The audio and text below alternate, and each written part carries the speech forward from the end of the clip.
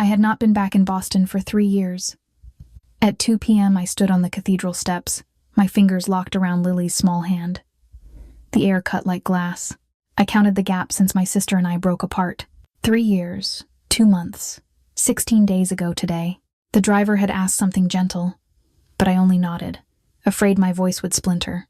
In the mirror, I looked older than 28, eyes swollen from crying over the Atlantic. Prague still clung to my coat. Kendra was gone, and I had ignored her calls for 6 long months. Inside the iron fence, black cars lined the curb like patient predators.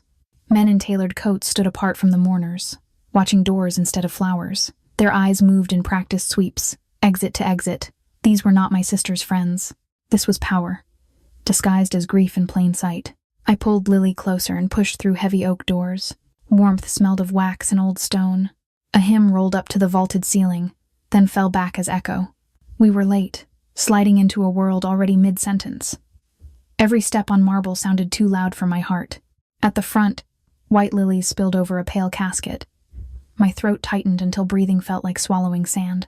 Lily looked up at me, searching my face for rules, for safety. I squeezed her hand twice, our old signal, and kept walking anyway because stopping would have broken me completely. Halfway down the aisle, the room changed. I felt it before I saw it, like pressure against skin. Heads turned in waves. Someone crossed herself hard. A chair scraped. Soft gasps traveled row by row, not at the coffin but at me. To them, I was Kendra alive again somehow. We had been identical since the first day. Same bone lines, same pale hair, same blue eyes that never learned to hide. Only the invisible parts differed. Kendra was fire. I was ice. Our parents taught us languages, observation, survival. She ran toward freedom. I ran toward control every time. The last time I saw her, I left with my pride packed like luggage. I told myself I was protecting Lily from Kendra's choices, from the man she loved, from the danger she called excitement. Pride is a poison. Now it sat heavy, because forgiveness had run out of time. In the first pew, a man sat rigid in black, shoulders squared as if grief could be fought.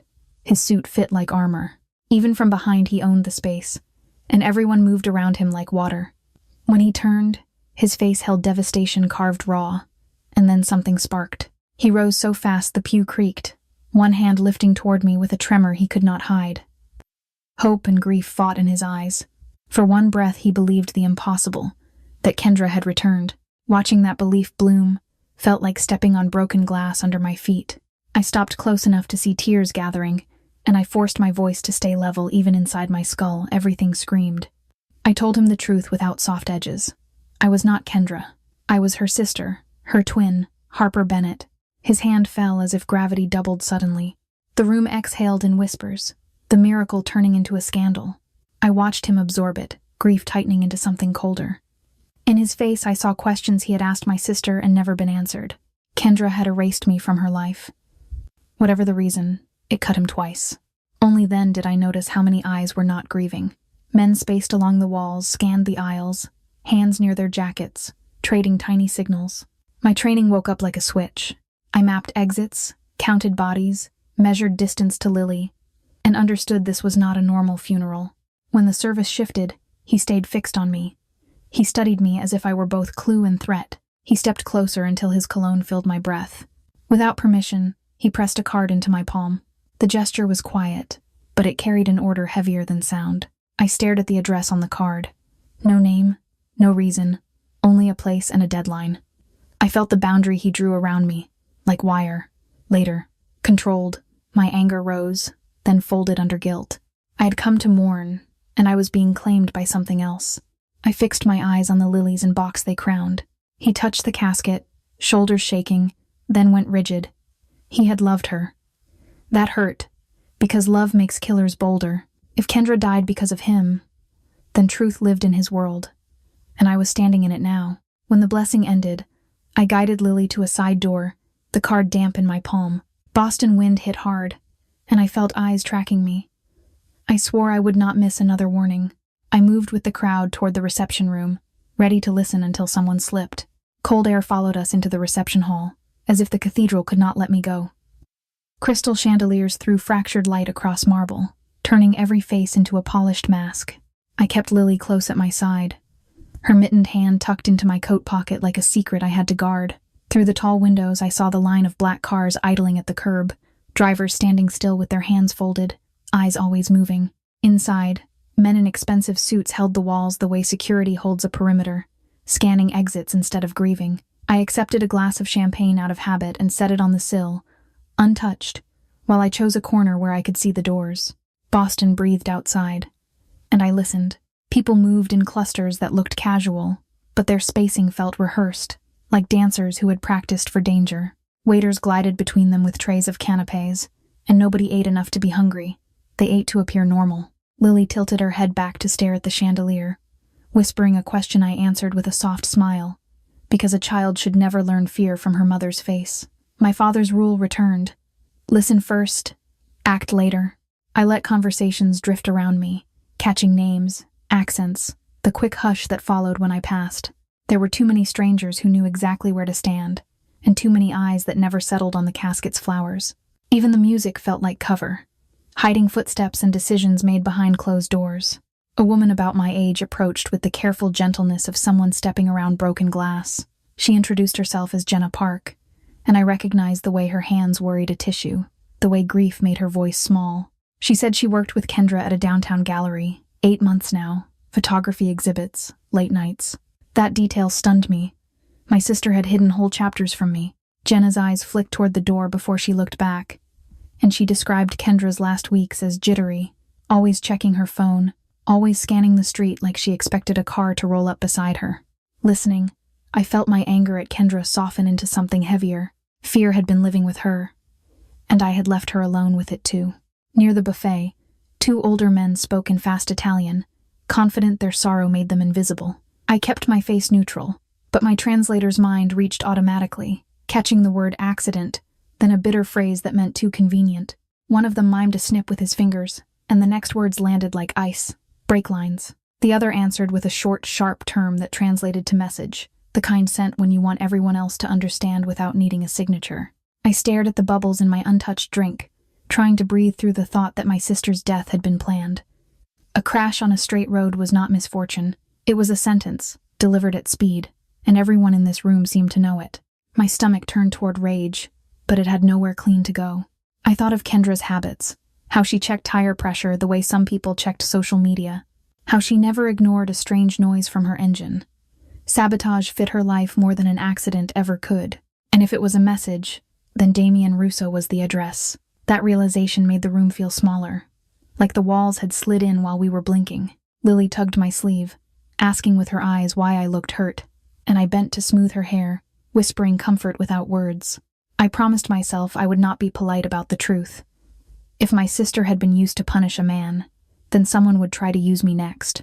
A shadow fell across the window, and when I looked up I found a man watching me with the calm of someone trained to deliver bad news. Silver, posture too still, eyes measuring risk, not emotion. I learned his name from the way people around him shifted.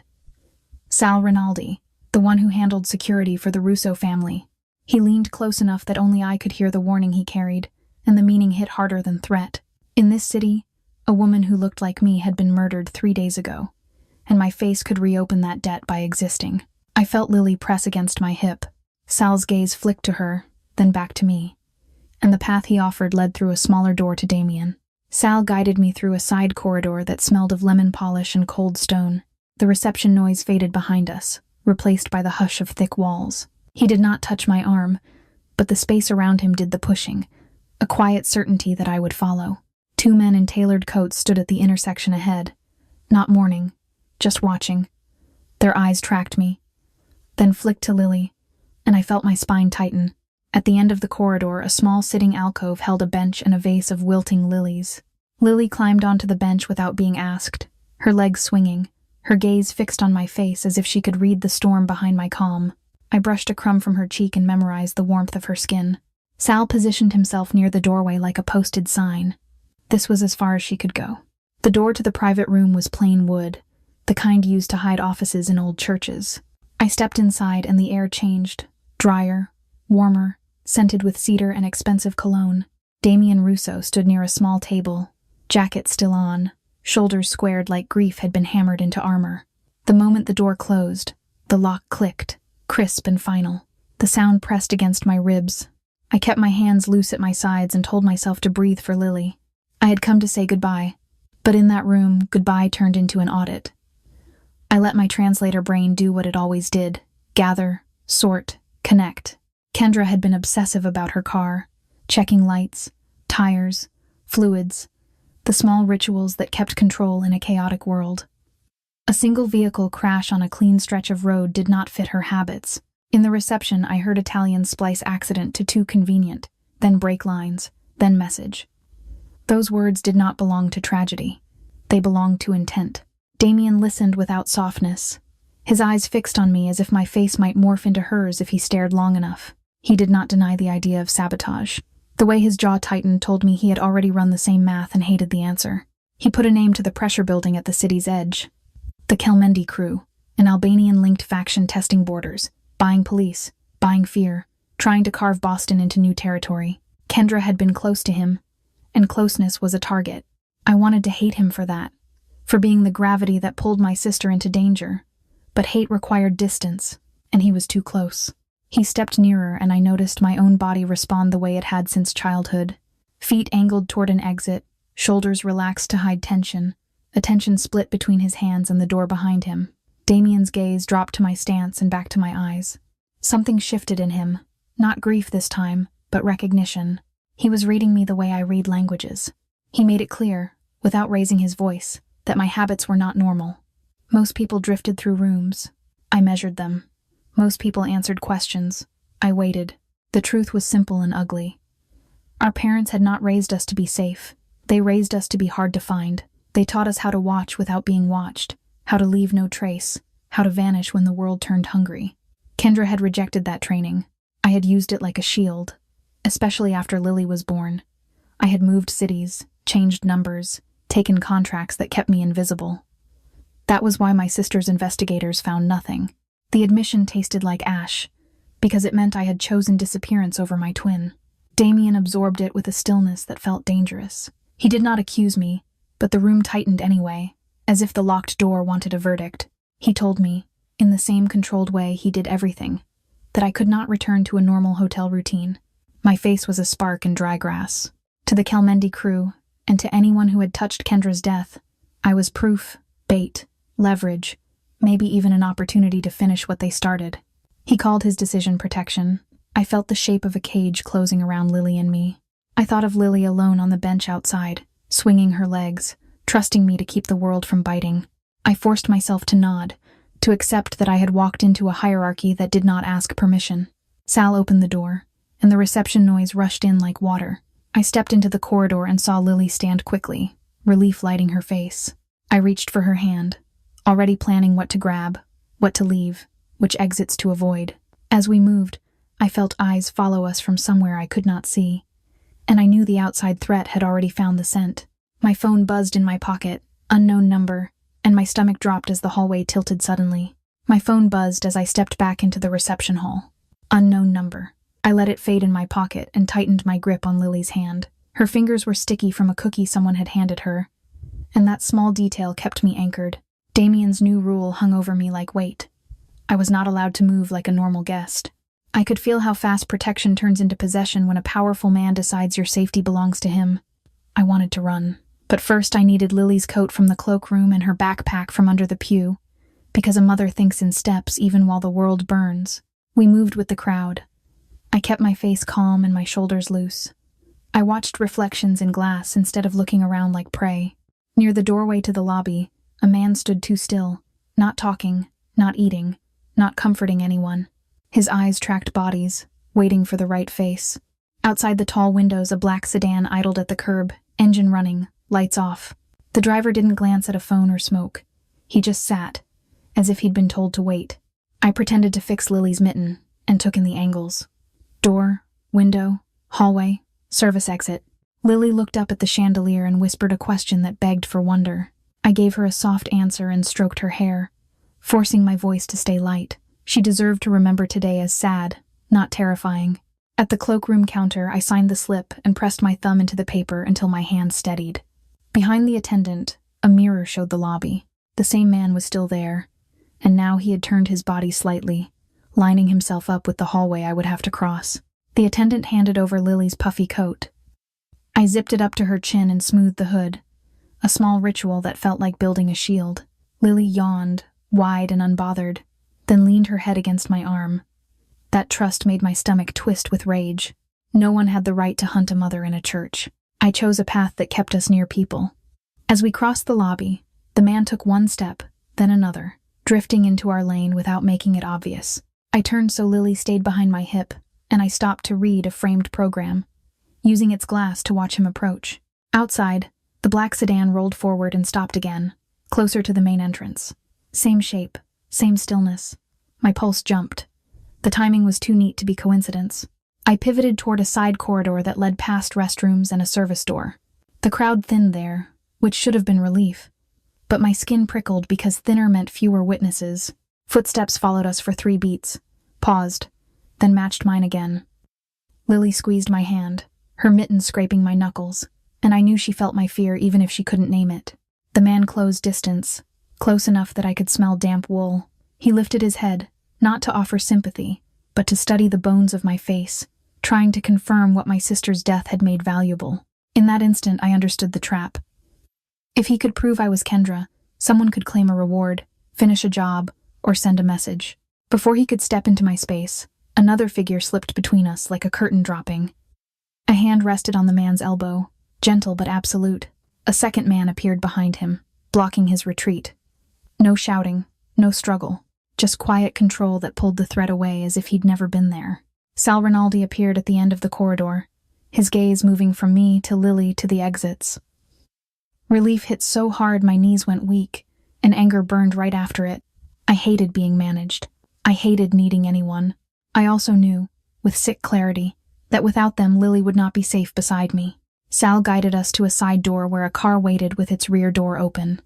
I lifted Lily in, buckled her, and climbed in after her, breathing like I'd been underwater. One night under Damien Russo's protection, I promised myself. One night to keep my child safe. And even before the car pulled away, I knew my life had just been rerouted. I watched the church lights blur on the window and told myself I could leave at dawn. But the men outside had already chosen otherwise, and Lily slept against me. The car moved through Boston like it was cutting a tunnel in the night. Streetlights slid across the window in slow stripes, and every time we stopped at a red light I expected that same black sedan to glide up beside us. Lily's head rested on my shoulder, warm and heavy, her breath puffing softly against my collar. I kept one arm around her and used the other to watch the city in reflections, not trusting my neck to turn. Sal sat in the front seat with the driver, quiet as a locked drawer. Nobody explained anything out loud, but the message was clear. I was being moved, not invited. We turned off the main road and passed through a gate that looked decorative until it opened too smoothly. Beyond it, a long drive curved through bare trees, their branches clawing at the sky. Cameras sat tucked into eaves and stone pillars, small dark eyes that never blinked. The house ahead was old, the kind of wealth that had learned to whisper, but it wore protection the way a body wears bones. When the car stopped, 2 men appeared without rushing, checking the perimeter with practiced calm. I carried Lily up the steps, feeling the cold seep through my shoes, and I told myself this was temporary, one night. Just long enough to keep her safe. Inside, warmth smelled like tea and polished wood. The entry hall was wide and quiet, lined with portraits that watched without blinking. A chandelier hung like frozen fire above us, and Lily's eyes opened, half asleep, drifting upward with a soft sigh. She kicked off one shoe, then the other, leaving tiny socks on the marble like evidence of innocence. I wanted to scoop her back into my arms and run, but the doors behind us closed with that same decisive weight I'd heard in the private room. This place was beautiful, and it was a bunker. Every corner had a line of sight. Every hallway had a guard who pretended to be furniture. A woman came toward us from a side room, small and upright, wearing a cardigan as if she had never needed armor. Her gray hair was pinned neatly, and her eyes were sharp enough to cut through performance. She did not look at me first. She went straight to Lily, crouching with careful joints, and offered her a folded blanket that smelled faintly of lavender. Lily took it without fear and wrapped it around her shoulders like a cape. Watching that trust land so quickly made my throat tighten. I had spent years teaching my daughter to be cautious, and in 2 seconds this stranger had made her feel safe. I learned her name from the way the staff shifted around her, the way men who could have been statues straightened when she passed. Teresa Russo, grandmother to Damien, Queen without a crown. She brushed Lily's hair back from her forehead, then glanced up at me, and in that glance I felt both welcome and assessment. She had the kind of warmth that could turn hard in an instant, like boiling water. She guided Lily toward a small table where a bowl of soup steamed beside crackers and sliced fruit. Lily's stomach answered before her manners did. She ate slowly, blinking tiredly, and I hated that hunger could be used to make me grateful. While Lily ate, I walked the room with my eyes, not my feet. I noted a camera in the corner disguised as a smoke detector, another tucked above a doorway, the subtle bulge of an earpiece on a guard who pretended to be a butler. Teresa watched me watch. She said nothing directly, but her silence carried information. She looked at my face the way a woman looks at a clock she has been waiting on. The sting hit before the comfort did. Kendra had been here, laughing under these chandeliers, and she had left me out on purpose. Teresa's expression softened just enough to suggest she understood why, and that she had not been fooled by the story of a fiancé with no family. She gestured toward a hallway and one of the guards led me to a guest room. It was too perfect, bed made tight, towels folded like art, not a single personal object out of place. That emptiness made me uneasy. Someone had prepared this space for me the way you prepare a holding cell, only with nicer sheets. Lily shuffled in behind me, blanket dragging, and collapsed onto the bed with a sigh that sounded older than 6. I sat beside her and rubbed her back until her eyelids sank. Only then did I allow myself to feel the tremor in my own hands. In the closet, behind spare pillows, I found a canvas camera bag. My pulse kicked. The zipper snagged, then gave, revealing Kendra's lens cloth and a small plastic case. Inside was a memory card marked with a single letter, H. I held it between my fingers like a key to a door I had slammed hard years ago, and the memory of our last fight rushed back. The memory card sat on my palm like a splinter of ice. In the guest room, Lily slept on her side, blanket pulled to her chin, one sock kicked off and abandoned near the bed. The safe house was quiet enough to hear my own pulse, and the distant hum of security radios through the walls. I should have felt grateful. Instead, I felt trapped, because keys only matter when there is a lock waiting for them. Tonight, my sister had left it. When I slid the card into my phone, the screen lit my fingers blue, and suddenly I was 3 years younger in my own kitchen. Rain hit the window in thin needles. Lily was a toddler then, stacked in a high chair with applesauce on her cheeks, humming to herself. Kendra stood across the counter, eyes bright, talking with her whole body. She carried the kind of excitement that makes sensible people flinch. She had met Damien Russo and wanted to be happy. I remember my chest tightening as she described him, not as a criminal, but as a man who made her feel chosen. All I could see was a headline, a police tape line, a child crying for her mother. My life was schedules and safety gates, daycare pickup times, translation deadlines, counting cash at the end of the week. Kendra's life sounded like sirens and champagne. I asked her, gently at first, to walk away. She refused, and I felt temper rise.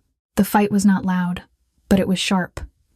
I told her that love does not cancel risk, and that a powerful man's promise is still a weapon if it attracts enemies.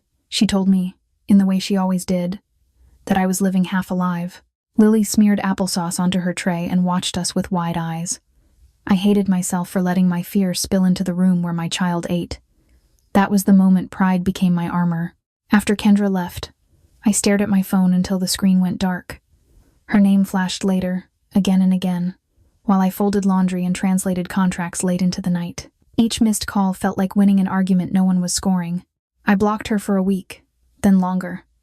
I moved apartments, changed my number, told myself distance was protection. It was also punishment, and it worked too well. Now, in this house, her silence was the answer I got. A floorboard creaked in the hallway outside, and I snapped back to the safe house.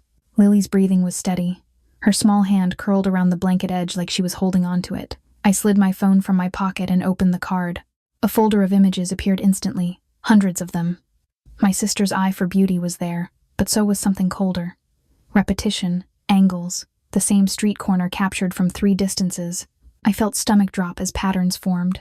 Timestamps marched across the bottom of photos like a quiet drum. Some were taken at dawn, others after midnight, all within the last 8 months. Locations repeated. The gallery entrance, a coffee shop near the harbor, a parking garage off Atlantic Avenue. Faces hovered at the edges, half-turned, blurred by motion, yet always present. A man with a ringed hand appeared in 5 separate shots. In another series, a black sedan sat in the background, always in shadow, watching, waiting, measuring. Kendra had arranged the pictures the way I would arrange notes for a job, grouping them by place, then by day, then by the people who repeated. This was not an artist collecting memories. This was a woman building leverage. My hands shook as I scrolled, because I recognized the logic. Document, date, connect, survive. She had made a record that could outlive her, and she had hidden it where I would find it. Lily, for me, for the sister she lost. Near the end of the folder, a small audio file sat alone, named with the same letter. My thumb hovered, and I looked at Lily again, at the gentle rise of her shoulders, at the safety I was trying to buy with my obedience. I pressed play. For a second there was only room tone, a soft hiss, and then my sister's voice entered, close and unguarded, as if she had been waiting beside me all along. Breath caught and I froze. I did not feel ready to hear her. Not after all the months I had chosen silence. Yet my finger would not lift from the screen. The safe house lights seemed dimmer, the walls closer. The world narrowed to that voice and my guilt. Whatever Kendra had hidden from Damien, she had saved for me. I sat on the edge of the bed, listening into the dark, knowing that the next minutes would rewrite everything I thought I knew about my sister's death. The safe house was finally quiet. The kind of quiet that makes you hear your own thoughts. Lily slept behind me, curled on her side beneath Teresa's lavender blanket, her breathing steady, her small fingers still clutching the edge like it could keep nightmares out. I sat on the carpet with my back against the bed, phone in both hands, and pressed play again. Kendra's voice arrived close and unguarded, with a faint background hum that told me she had recorded it late, when fear gets honest. The sound hit me in the chest. For months I had trained myself not to answer her, not to soften, not to fold. Now her words flowed anyway, and I could not stop them. I watched Lily's shoulders rise and fall until my shaking slowed. Halfway through the minute I had to pause. My ears rang, and I realized I was holding my breath like a child. I stood, checked the lock on the guest room door, then leaned over Lily to smooth her hair away from her mouth. She murmured once and settled. That sound reminded me why Kendra had recorded this. She was not leaving a confession for comfort. She was leaving instructions. What I heard first was not romance. It was strategy wrapped in love. Kendra explained, in careful layers, that she had erased me from Damien Rousseau's life on purpose. She had seen how men like him were attacked through the people they loved, how enemies searched for daughters, sisters, anyone with a pulse and a last name. She would not let Lily become leverage, and she would not let my face become a target before I even understood the rules. That was why Damien believed she had no family. It was a shield, not a rejection. She described the last weeks as a steady tightening, like the city itself was watching her. She kept checking her phone, changing routes, scanning storefront reflections, noticing cars that appeared twice. She started building an insurance file because she stopped believing in accidents. She photographed street corners, parking ramps, the gallery door, the same sedan in the background, the same hands in different rooms. Dates mattered, locations mattered, patterns mattered, because patterns could prove intent when everyone else preferred denial. I opened the photo folder and saw what she meant. The images were beautiful in the way Kendra always made things beautiful, but they were also deliberate, repeated angles, familiar faces cropped at the edge, timestamps marching like a timeline. It was the kind of documentation I used on translation jobs when a client tried to rewrite history. In her hands, art had become evidence. The mini shock was realizing she had been doing this quietly, while I dismissed her as reckless. Then her tone shifted, and the fear sharpened. She hinted that the danger was not only outside Damien's world. Someone inside his circle had access. Schedules, routes, meetings, decisions made before they reached the street. She did not name him, but she described the shape of betrayal as someone trusted enough to touch the machinery of the organization. Someone who could move information without looking like a messenger. That detail made my skin prickle, because it meant Kendra had been hunted from within. In the photos, I had already noticed a ringed hand near Damien at meetings that should have stayed private, and a thick ledger folder carried like a badge. Kendra's diary made those details flare into meaning. Whoever the traitor was, he wore legitimacy like a suit. He could approve payments, schedule cars, and turn a single call into a death on the road. I felt anger flare, then collapse into shame. I had called her selfish. I had told myself cutting her off was protection. In reality, it had been punishment dressed up as motherhood. I remembered ignoring her calls while Lily ate cereal, while I translated contracts, while I pretended my silence was strength. Listening now, I understood my pride had left my sister alone at the exact moment she needed family most. Near the end, Kendra spoke as if she could see me sitting in this room. She framed me as the one person who could decode what she left behind, because I knew languages and patterns, because I knew how to disappear when the world turned hungry. Our parents' training, the thing she once resented, was now the tool she trusted to keep Lily safe. She had left me a map, not to punish Damien, but to survive him. Her final warning landed like a stone. She did not trust the man who handled the money, the one who could turn numbers into permission and loyalty into paperwork. When the file ended, I stared at Lily and made my next move. I would go to the gallery, find Jenna, and match these dates to real faces, even if stepping outside this house made me bait. Morning in the safe house tasted like strong tea and rules. I checked on Lily before I left her cheeks warm, her hair sticking up, the lavender blanket tucked under her chin. Teresa had promised to keep her close, and Lily had nodded like this was a sleepover instead of a siege. I kissed her forehead and walked out with my stomach clenched, because every step away from my child felt like gambling with loaded dice. A driver took Jenna and me downtown. Sunlight bounced off the Charles River and made the city look innocent, which felt like a lie.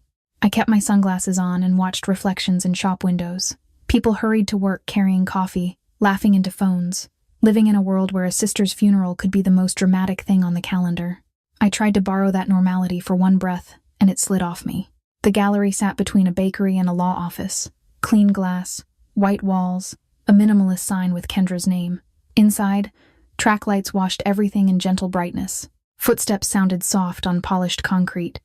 The air smelled faintly of paint, dust, and expensive candles. Jenna moved beside me like a human anchor, speaking with her hands, guiding me through the space as if routine could protect us. Kendra's final exhibit lined the walls in neat rows. At first it looked like street photography, Boston corners, harbor fog, people caught mid-motion. Then my eyes started to see what my translator brain always sees: patterns. The same intersection appeared 3 times from different distances. The same parking garage entrance repeated across multiple days, each shot carrying a timestamp in the corner. In one frame, a black sedan sat half hidden under a street lamp, exactly the same shape I'd seen outside the cathedral. In another, a man's ringed hand rested on a steering wheel, cropped so carefully it felt intentional. Art, yes, but also a file. I walked slower, matching images to what I'd heard on the audio diary and what I'd scrolled through on the H-card. The coffee shop near the harbor was there. The gallery door was there, always photographed from across the street, always at angles that captured who arrived behind her. Kendra had been building a map of her own fear, and she had done it in public daylight, trusting nobody would look twice. I looked twice, then 10 times, and my throat tightened as the timeline sharpened. A hush spread through the room before I saw why. Damien Russo entered as if the air belonged to him. He wore grief like a tailored coat, controlled, heavy, impossible to ignore. People straightened, conversations thinned. Jenna's shoulders rose, then fell. I kept my face still and watched the way Damien's eyes swept the walls, the exit, the staff, then landed on the photographs like they could answer questions he never got to ask Kendra. The room felt watched from multiple directions at once, and I realized this place was not neutral ground anymore. Near the back counter, a young assistant approached with a clipboard and a smile that didn't reach the eyes. The questions that followed sounded polite, but they were too precise, too hungry for confirmation. They circled my identity, my connection to Kendra, my next location, the kind of details a stranger shouldn't need. I answered in vague shapes and shifted my body so Lily's face, in my mind, stayed behind my hip. When the assistant's gaze flicked toward Damien instead of the guest list, the last thread of comfort snapped. Someone here was reporting. Jenna pulled me toward a side hallway where Kendra had stored supplies. In the quiet, Jenna's hands shook as she described a name she'd heard Kendra mention when her car needed work, a small garage she trusted. The moment the name left Jenna's mouth, my phone vibrated. A message from an unknown number told me the mechanic had been found dead that morning. No details, only the bare fact and an implied warning. My vision narrowed. The enemy wasn't just watching us. They were pruning the witnesses. I left the gallery with my skin buzzing. The sun looked the same, but the street felt staged. If they could kill a mechanic, they could rewrite a story too. They wouldn't need a gun to take Lily from me. They could use forms, badges, polite voices, and the word concern. I got back into the car and told myself to breathe, because the next attack would arrive wearing authority. Somewhere, someone was already filling out a report with my name on it, turning my grief into a liability and my motherhood into a file number overnight. On the ride back from the gallery, sunlight flashed off the river and made Boston look innocent. My stomach did not believe it. I kept thinking of Lily in that lavender blanket, trusting me to keep the world simple. The message about the mechanic sat in my pocket like a stone, and I could almost feel a file being built somewhere with my name on it. I watched storefront reflections, counting turns, memorizing the license plates that lingered too long behind us as we crossed downtown. 2 blocks from the safe house gate, a cruiser's lights bloomed behind us, polite but insistent. The driver eased over as if this were routine. I felt my pulse climb anyway, because routine is a costume. An officer approached with a calm face and a clipboard tucked under one arm. He glanced at me, then at the back seat, where my coat still held Lily's hair on the shoulder. He already knew my last name. I could hear it in the way he shaped the question first. I asked to bring my daughter inside before anything else, and that request made the officer's partner shift. Lily climbed in, sleepy and confused, clutching her stuffed rabbit. The officer used a gentle tone that demanded compliance, asking if I had been at a funeral today, if I was traveling alone, and who cared for Lily at night. He referenced a report about a distressed woman who resembled the deceased. He called it concern, but it landed like a trap. My hands stayed steady on Lily. They asked for identification, then asked again for my address, as if testing which version I would choose. A pamphlet about child safety appeared on the hood. Another form asked whether Lily felt safe with me, whether I had support, whether I had recently experienced loss. The questions sounded routine, but they were edged to make me look unstable if I resisted. Lily watched the papers flutter and pressed closer to my thigh. I kept my breathing slow, because a mother's panic spreads fast in public. As I signed nothing and answered carefully, I noticed the officer's eyes dart to his partner's phone, waiting for prompts. They were not investigating, they were documenting. He asked about Lily's father, custody papers, and my employment, like someone building a story that could be repeated in court. I could almost see a checklist behind his calm face. This was about creating a paper trail that made me look risky and removable. Kendra's warning about money echoed, and my mouth went dry under bright winter sun. Lily started to whimper. Not loud, just the small sound she makes when adults loom. I knelt so my face was level with hers and smoothed her sleeve, giving her my calm like medicine. Inside, rage hit so hot it scared me. They were not threatening my body. They were threatening to take my child and call it care. That is a line I do not cross. I stood, holding Lily's hand. Then a black car stopped behind the cruiser, and the air shifted at once. Damien stepped out, not rushed, but decisive, as if he had been listening the whole time. Men in plain coats appeared near him, and suddenly the sidewalk felt organized. The officers straightened, their polite concern tightening into formality. Damien did not argue loudly. He placed authority on the scene like a weight. He made it clear that I and Lily were under his protection, and that he accepted responsibility for our safety. The shift was immediate, as if a switch flipped. Relief came, followed by humiliation. Back in the car, Lily leaned against me, eyes wide with confusion. I kissed her temple and acted like we were simply heading home. My hands shook in my lap. Damien's name had wrapped around my life like a chain, and the officers treated it as truth. I hated that it worked, and hated that I needed it. If paperwork could be weaponized, then hiding would not save us. I would have to choose my next move before someone else wrote it, my face becoming bait. At the gate, security waved us through, and I realized the safe house was not only refuge, it was a spotlight, because word would spread that Damien had claimed me. Kendra's warning about the money man now felt sharp and real. The enemy could not kill me quietly yet, so they tried to remove me neatly. If they wanted a story, I would give them a different one, on my terms. I stared at my reflection and imagined Kendra walking again, and knew I would become her. Morning in the safe house tasted like tea and rules. I checked on Lily before I left, her cheeks warm, her hair sticking up, the blanket tucked under her chin. Teresa had promised to keep her close, and Lily had nodded like this was a sleepover instead of a siege. I kissed her forehead and walked out with my stomach clenched, because every step away from my child felt like gambling with loaded dice. Damien's name still echoed from the street stop, heavy and public. I hated that it had worked, and I hated that it had steadied the officers. When he found me in the safe house library later, he didn't look like a hero.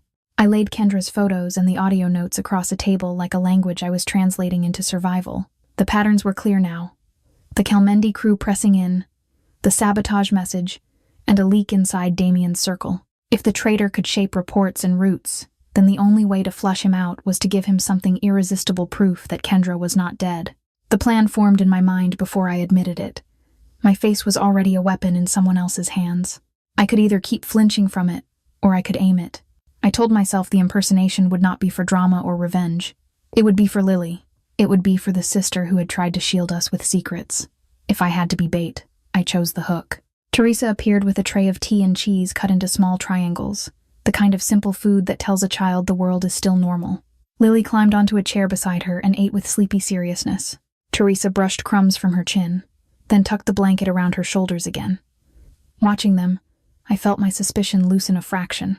Teresa had the calm of a woman who had survived storms and learned which pieces mattered most. When Lily's eyes drooped, Teresa led her away to a guest room, leaving a nightlight on and the rabbit placed carefully within reach. I followed to the doorway, listening to Lily's breathing even after she settled, and then I forced myself back to the table. Motherhood is learning how to leave, even when every instinct screams to stay. Damien didn't flirt with danger. He organized it.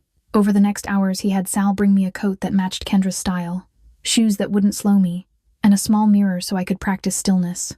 He showed me, without words I could quote, how to stand where cameras couldn't trap me, how to keep my hands visible, how to breathe low when panic tried to climb my throat. He watched the way I moved and corrected the angles with small gestures, like a coach who knew a single step could be fatal. I hated how quickly my body understood. Kendra would have performed this like a dance.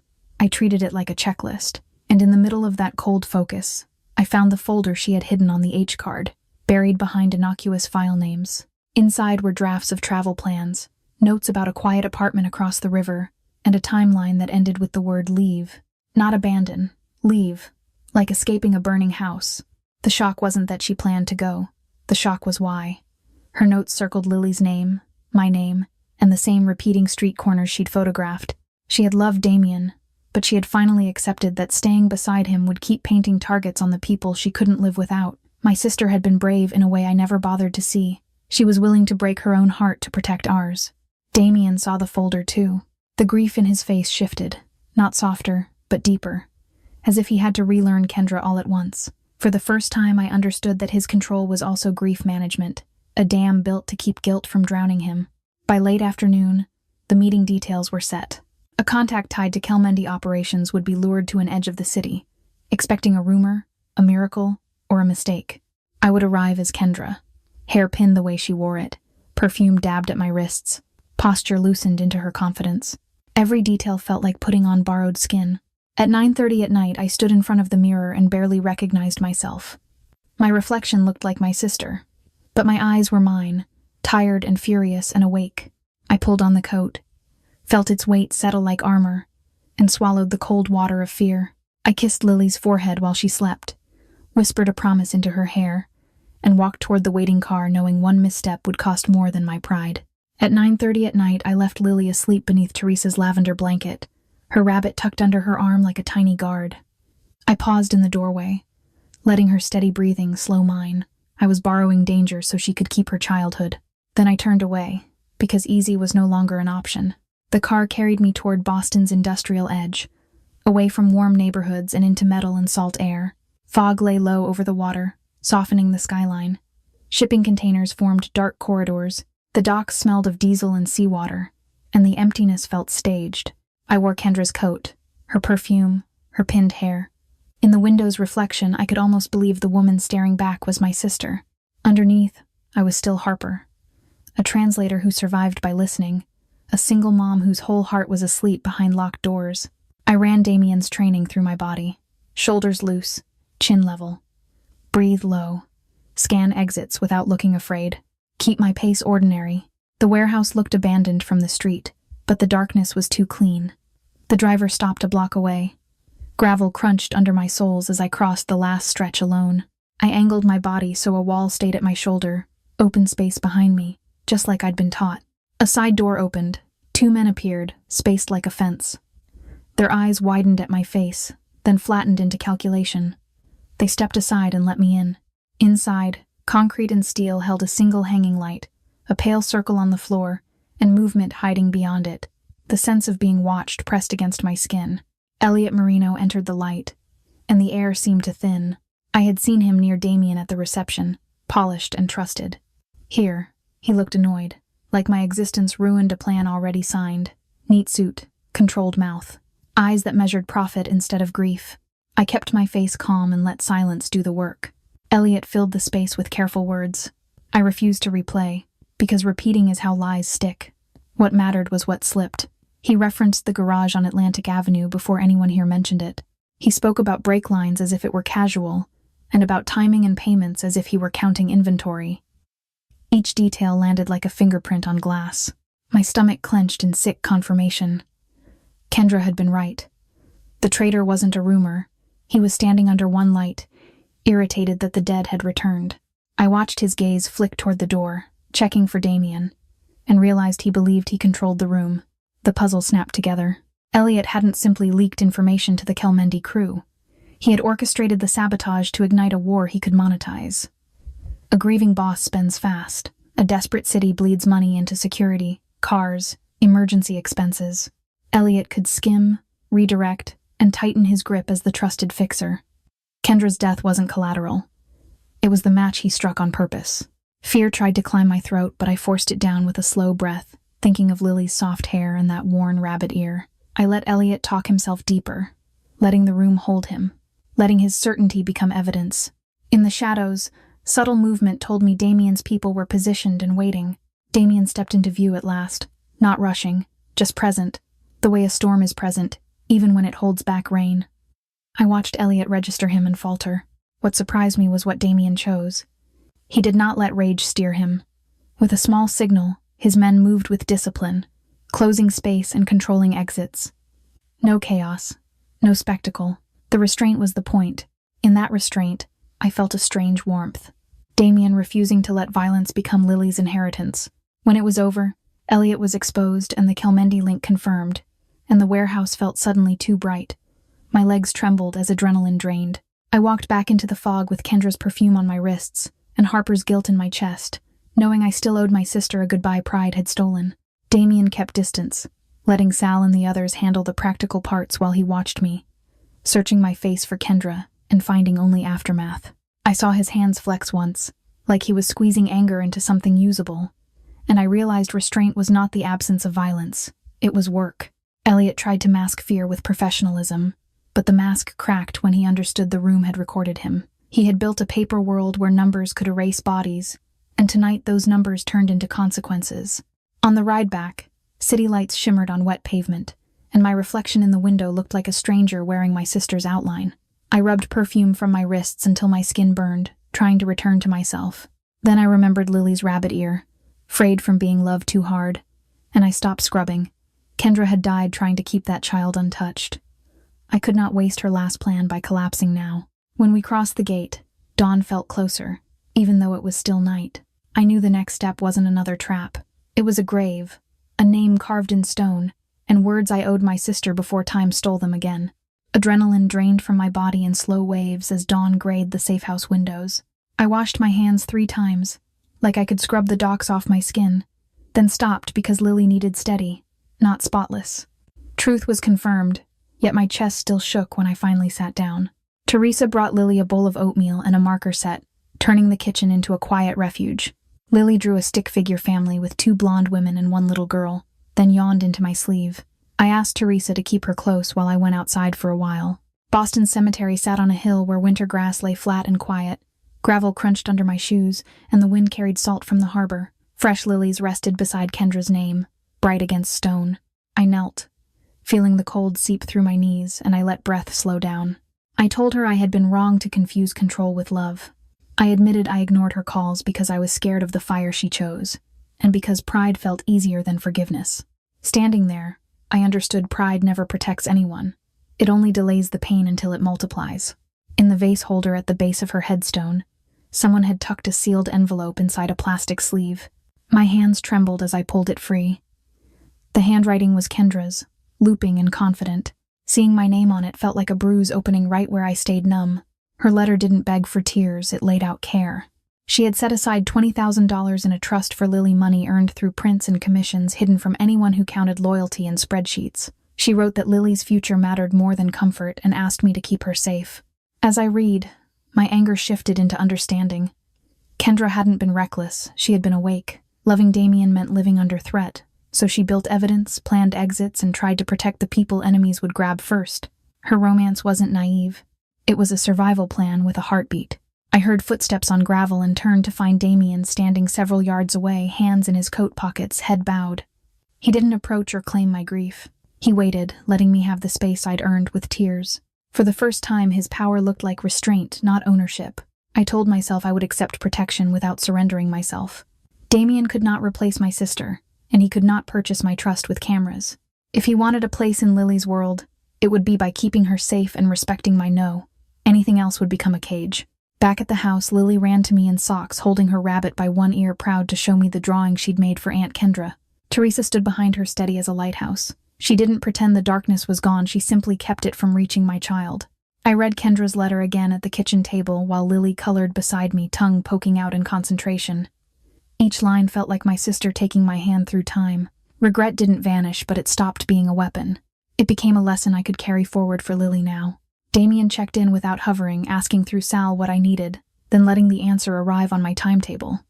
He kept his grief private and his men disciplined. That choice mattered. Power with empathy looks like options, not orders, and tonight he gave me room to decide without fear attached. I chose a forward path that was cautious and real. I would stay under Teresa's roof until the immediate threat cooled, but I would keep my account, my phone, and an exit plan. I would help expose the remaining network, then rebuild a life that belonged to Lily and me. Kendra's death taught me forgiveness has a deadline. Love without safety is not love. It is appetite dressed as devotion. Power without empathy is fear wearing expensive clothes. I once thought control kept me safe. Now I know courage is choosing softness where it matters, and boundaries where it doesn't. I placed the envelope back in its sleeve and slid it into my bag, along with trust paperwork for $20,000, as carefully as if it were Lily herself. At the cemetery, I rested my palm on Kendra's stone and promised not to waste her warning. Then I stood, breathing steady. When we drove back, Lily asked with her eyes if everything was okay, and I answered by holding her tighter in the back seat. Teresa hummed softly, a sound that made the car feel like family. Boston still held danger, but inside that small space I felt something new: steadiness. If this story moved you, please like the video, share it with someone who needs a softer ending, and leave a comment. Have you ever waited too long to forgive, only to realize time doesn't pause for pride? I'll read your thoughts, because none of us should carry grief alone.